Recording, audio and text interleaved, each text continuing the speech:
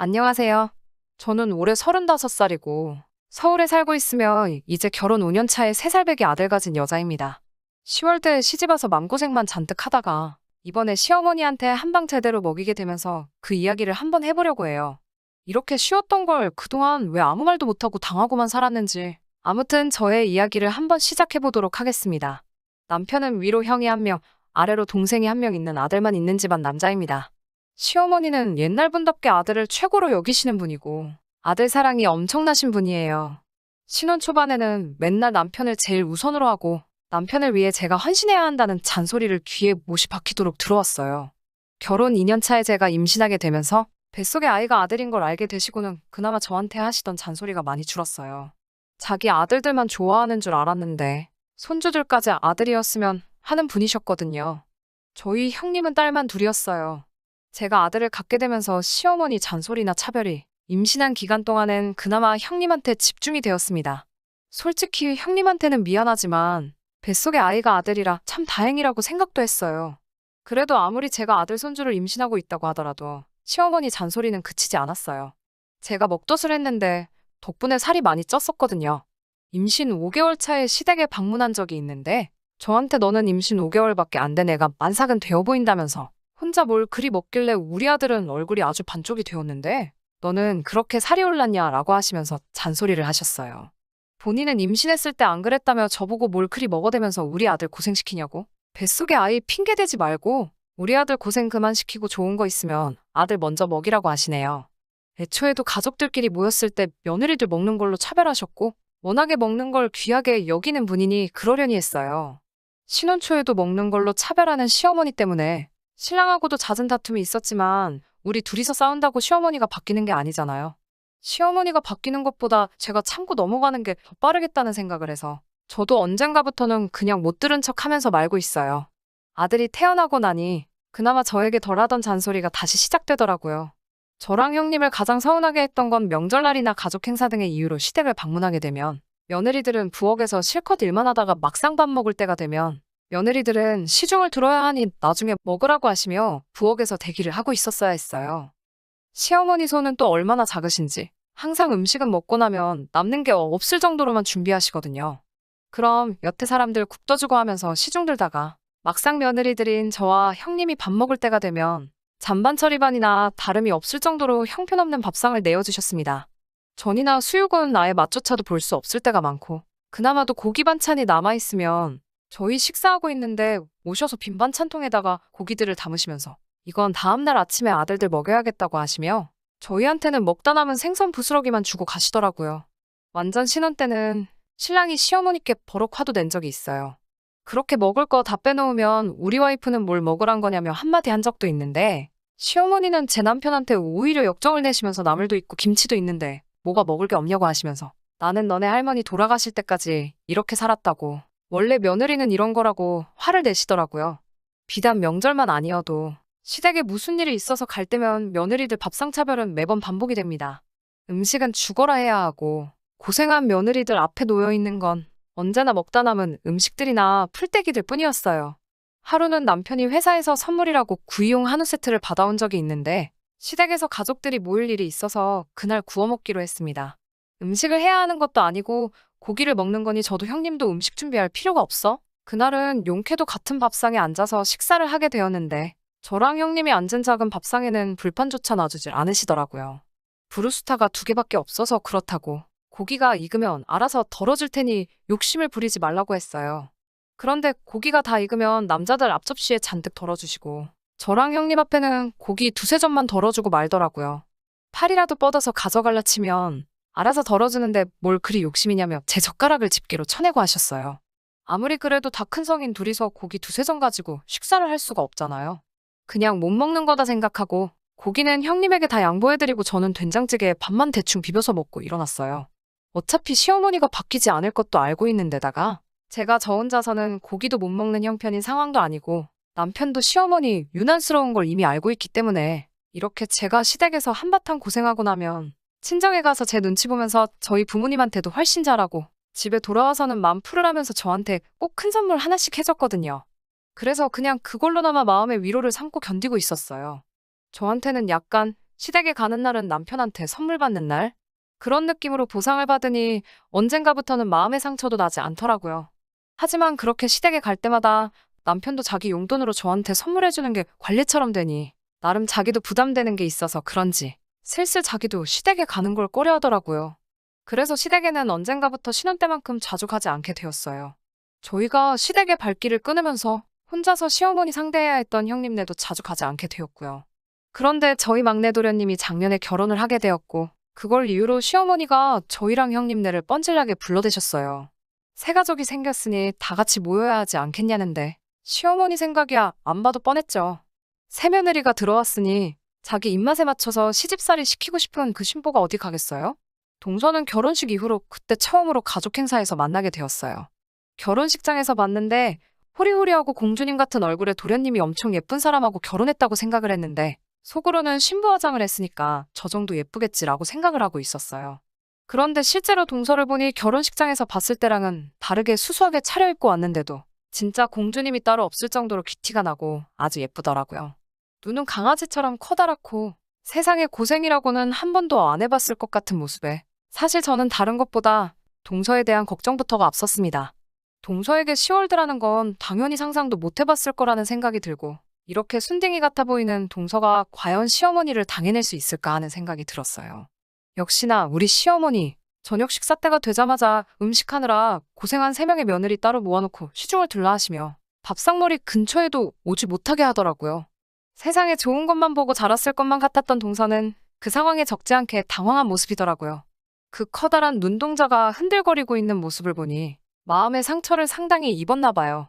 당연히 식사가 끝나고 따로 차려지는 며느리 밥상에 살코기는 다 발라먹고 부스러기만 남은 조기 몇 마리를 두고 3명이 식사를 하게 되었습니다. 그 와중에 동서는 저랑 형님 눈치 본다고 얼마 안 되는 그 조기조차 먹지 못하고 맨밥을 불로 겨우겨우 삼키면서 식사를 하고 있더라고요. 저나 형님은 이런 밥상이 익숙해서 그랬나? 그냥 풀떼기랑 밥 먹으면서 동서를 위로해준답시고 원래 시어머니가 유난스러워서 그러니 더러워도 참아야 된다고 충고를 해줬어요. 우리도 그동안 참는다고 많이 참았는데 석 달라지는 게 없더라.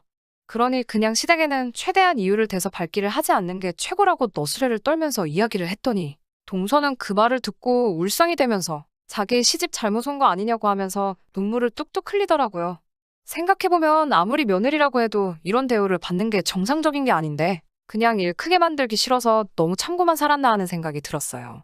그동안 아무렇지도 않게 받아들인 게 잘한 게 아니었다는 생각도 들고 눈물이 그렁그렁한 동서를 보고 있으니 안쓰럽기도 했고요. 집에 돌아와서도 계속 동서의 울먹이는 얼굴이 생각나서 이거 이대로 넘어가면 안 되겠다는 생각이 들더라고요. 그래서 집에 돌아오고 나서 몇 주 뒤에 며느리들을 제가 다 소집을 했어요. 이대로 이렇게 며느리라는 이유로 차별받고 살아야겠냐고? 우리끼리라도 힘을 합쳐서 이런 불합리한 상황을 스스로 나서서 쟁취해야 하지 않겠냐고 여자들을 설득했습니다. 학교 다닐 적에도 운동권 친구들을 보며 뭘 저렇게 피곤하게 사느냐는 생각을 했는데 제가 쟁취해야 한다는 표현을 쓰니 저도 속으로는 다 웃음이 나더라고요. 작전은 제가 다 짜놓을 테니 남편들 하는 꼬라지 보고 최악의 상황으로 치달을 수도 있으니 마음의 준비도 하고 혹시 모르니 서류까지도 준비하라고 했지요. 그렇게 저희는 가족들이 다시 전부 다 만나게 되는 구정을 기다리고 있었어요. 저녁 식사가 돼서 상을 차리는 어머니께 이제 며느리도 셋이니 저희들이 상 차릴 테니 쉬고 계시라 말씀드리고 저희가 밥상을 차렸습니다. 밥상을 차리면서 저희가 먹을 반찬을 몰래 따로 덜어놓고 내어놓았어요. 워낙에 손이 작으셔서 음식을 적게 하시다 보니 반찬이 양이 원래 그런가 보다 하고 식사들을 시작하더라고요. 시어머니를 포함한 남자 식구들이 식사를 시작하는 걸 보고 저희도 그 틈을 놓치지 않고 부엌에다가 조그만 상을 펴놓고 저희가 따로 담아놓은 반찬들을 꺼내 식사를 시작했습니다. 시어머니는 우리가 몰래 식사를 하고 있을 거라는 건 상상도 하지 못했을 거예요. 국 좀 더 내오라는 말에 입에 씹던 걸 그냥 삼키는 한이 있더라도 최대한 티를 안 내고 일을 했거든요. 식사가 끝나니 시어머니께서 직접 이제 남은 반찬들 가지고 우리들 상을 차려주신다고 하시더라고요. 그나마도 남은 고기 반찬 따로 덜어내서 우리 안 주려고 하시는 속셈이 뻔히 보였는데 저희야 이미 몰래 식사를 끝냈으니 저희는 생각이 없으니 식사를 안 하겠다고 했죠. 시어머니는 그러냐? 알겠다 라고 대답하시고는 그럼 더 먹을 사람도 없으니 이제 상 치우고 뒷정리를 해놓으라고 하시더라고요. 시어머니는 애초에 저희가 배가 고파 굶던지 잔반들만 가지고 식사를 하던지 관심조차 없으셨다는 거죠. 다음 날이 되어서 남편이 또 명절이라고 회사에서 받아왔던 한우 세트가 있다고 저녁에는 다 같이 고기를 구워 먹자고 하더라고요. 저희는 고기에 손도 못 댈 걸 알기 때문에 저는 이미 그날 점심에 혼자 마트에 가서 저희들이 먹을 고기를 따로 사왔어요. 고기 구워 먹을 때만큼은 며느리들도 겸상을 할 수가 있었기 때문에 또 구석탱이 불판도 없는 조그만 밥상에 따로 앉으라고 하시는 말에 저희는 조금만 남겨주시면 나중에 따로 먹겠다고 말씀드리고 식사가 끝날 때까지 기다리기로 했어요. 얼마나 며느리들 고기 먹는 게 보기 싫었으면 남는 고기들을 죄다 불판에 올려 새까맣게 태워서 아주 수출 만들어 놨더라고요. 저희들 식사할 차례가 되니 고기가 양이 얼마 없네? 라고 하시면서 진작에 줄 때 먹지 그랬냐면서 잔소리를 하시네요. 불판 위에 새까맣게 타버린 고기들만 봐도 한근은 훌쩍 넘어 보였는데 정말 해도 너무하다는 생각이 들었습니다. 너네는 밥을 못 먹어서 어떡하냐고, 다른 건 없고 라면이라도 끓여줄 테니 라면을 먹으라고 하시네요. 저는 시어머니께 괜찮다고 라면 끓여주실 필요 없다고 말씀드리고 차에 가서 트렁크를 열고 아이스박스에 따로 숨겨놓은 낮에 사놓은 고기를 꺼내서 집으로 들어왔어요. 며느리들끼리 자리에 모여서 고기를 굽기 시작하니 시어머니 얼굴이 대본에 일그러지시더군요. 그 표정이 정말 압권이었는데 글로 어떻게 표현을 해야 할지 모르겠네요. 예상한 대로 시어머니 저희가 쇠고기를 꺼내 굽기 시작한 모습에 소리를 고래고래 지르시며 이 싸가지 없는 것들 좀 보라고 음식을 숨겨놓고 먹느냐고 하시며 이제 보니 어제 저녁도 안 먹은 게 아니라 밥을 훔쳐먹은 거였구나 하면서 성질을 부리시더라고요. 저는 정색을 하면서 시어머니께 왜 제가 제 돈 주고 사온 걸 먹는데 그걸 가지고 도둑 취급을 하시냐고. 어제 저녁도 저희가 하루 종일 준비한 음식을 저희가 먹은 건데 그것도 도둑질이 되는 거냐며. 진짜 도둑은 음식 준비한 저희한테는 맛도 못 보게 하신 시어머니가 아니겠냐고 한마디 했어요. 시어머니가 저보고 뭘 잘했다고 말대꾸를 하느냐며 더더욱 화를 내기 시작하셨습니다. 언성이 높아지고 안 좋은 이야기가 오고 가고 있으니 우리 동서는 그 상황에 사시나무 떨듯이 바들바들 떨고 있더라고요. 그런데 그 와중에 고기를 한 점 구워서 쌈 하나를 싸서 제 입에 쏙 넣어주더라고요. 겁이 나서 바들바들 떨고 있는데 시어머니도 열받게 한다고 제 입에 고기를 넣어주는 모습이 너무 귀여워서 화가 잔뜩 나 있었는데 하마터면 화가 풀어질 뻔했어요.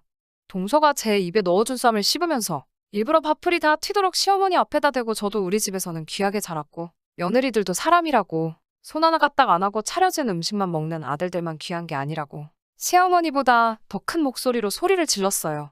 어머니께서 고생하시면서 시집살이 하신 건 다 안다고. 그런데 그렇게 지내셨으면 며느리들한테 더 귀하게 대접해 주셔야지. 그동안 고생하신 거 보상받으시는 걸 아는 걸 아셔야 한다고. 그래야지 며느리들한테도 대접받고 인정받으시는 거 아니겠냐고 했더니 제 말에 시어머니는 반박할 여지가 없었는지 우물쭈물 아무 말도 못하고 계시더라고요.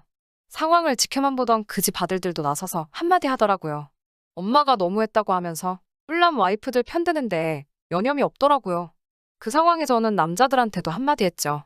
남자들도 다 똑같다고. 그동안 자기 와이프들이 국고를 당하고 있는 걸 봤으면 애초에 처음부터 남편들이 나서서 이런 취급 못 받게 했었어야 하는 거 아니냐고. 이제 와서 시어머니만 나쁜 사람 만들지 말라고. 남자들도 다 똑같이 나쁜 사람들이고 잘한 것 하나도 없다라고 했어요.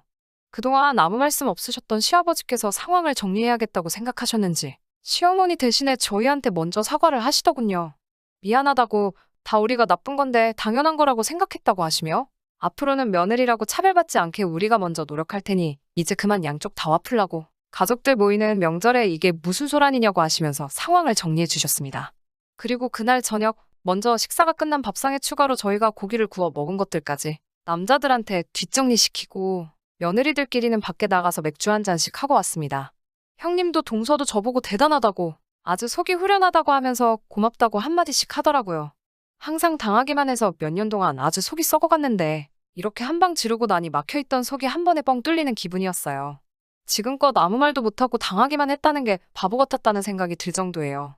다음 가족 행사 때까지 시어머니가 정말 바뀌셨는지는 아직 알 길은 없지만 이번 기회로 시어머니도 며느리들도 당연히 사람 대접을 받아야 하고 화도 낼 줄 안다는 걸 배우셨을 테니 다음에는 다른 걸로 못 살게 구실지언정 적어도 며느리들 밥 먹는 것 가지고 치사하게 굴지 않으실 테지요. 저처럼 쌓아놓고 폭발하는 방법도 있겠지만 만약에 아직도 단 한 번도 이런 일에 대해서 이야기를 나누지 않은 청취자님들이 계시다면 한 번 터지기 전에 대화로 풀어보는 방법도 있지 않을까 해요. 애초에 제가 처음부터 시어머니와 대화로 풀어나갔다면 이번 일처럼 시어머니 면전에다 대고 체면구기는 상황을 만들지 않았을 수도 있었겠다는 후회가 들기는 하는데 이제라도 저도 사람 대접받으며 시집에 드나들 수 있게 되었으니 그걸로라도 위안을 삼고 앞으로 있을 좋은 날들만 바라보면서 사는 게 맞는 것 같네요. 긴 이야기 들어주셔서 감사합니다. 오늘의 사연은 여기까지입니다. 구독과 좋아요, 알람 설정해 주시면 앞으로 더 좋은 사연으로 찾아오겠습니다. 감사합니다.